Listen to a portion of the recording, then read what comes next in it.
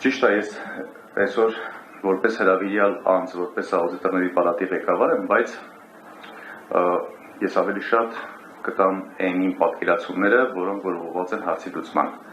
Աուդիտորների պալատը մասնագիտական կառույց է եւ մասնագիտացված հարցերով է զբաղվում բացառապես, որի գործունեության տիրույթում ուղղակի այս հարցի լուծումը չի կարող գտնվել։ Հարցը ունի մեր պատկերացմամբ ու խորքային պատկերացմամբ շատ հետազոտությունների արդյունքում մենք գտել ենք, որ հարցը ունի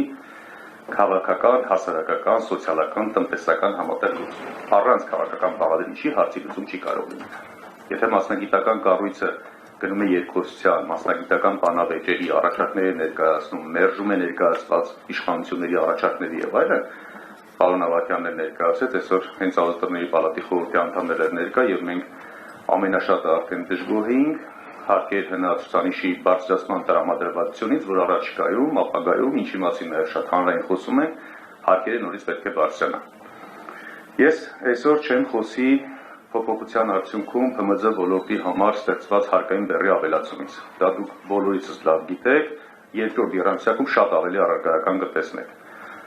Ես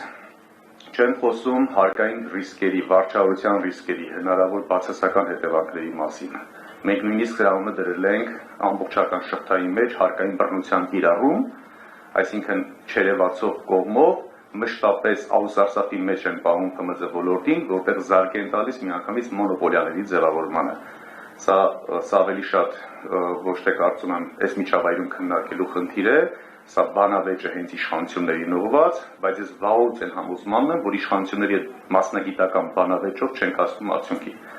Ես միշտ ունեմ նախորդ անգամ ձեր հետ հրապարակում կառավարության շենքի դիմաց հանդիպման ժամանակ ես հայտարարեցի, որ կան լուծումներ, բայց այդ լուծումները առանց քաղաքական բաղադրիչի չեն կարող լինել։ Հիմա ավելի շատ ես եկել եմ լսելու ձեր պատրաստակամությունը ընդհանուր համատեղ ծրագիր իրագործելու, որովհետև եթե միասնականություն չցուցաբերենք, օրինակ շատ էի լսում 2300 եւ ավելի ստորագրության մասին, ստորագրությունը արիպես բավարար չէ խնդիրը լուծելու համար։ Ստորագրությունը կդնենք, կանցնենք բոլորս մեր կոմֆորտ զոնայում կապրենք։ Կարելի է շատ ավելի կոշտ միջոցների դիմել։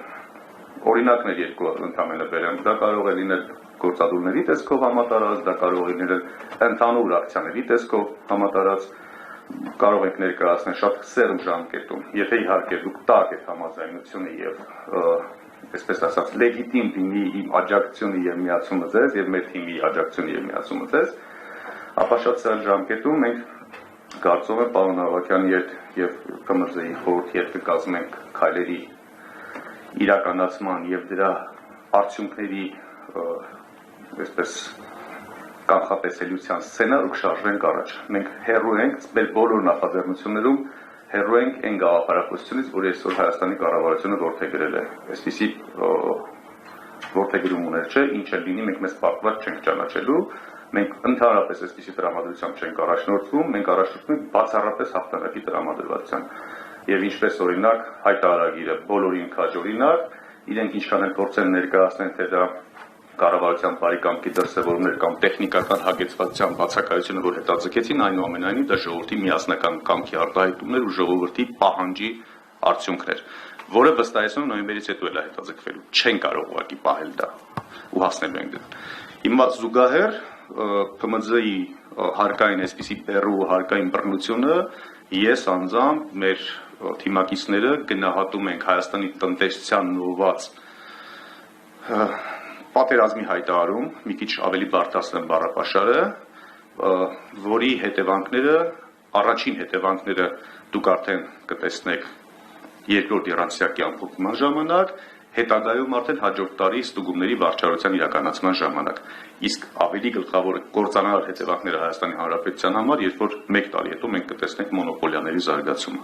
Շատ չծանրաբեռնեմ, շնորհակալություն, եթե հարցեր կլինեն լուծման ուղիների վերաբերյալ ավելի առարկայական, սիրով կպատասխանեմ։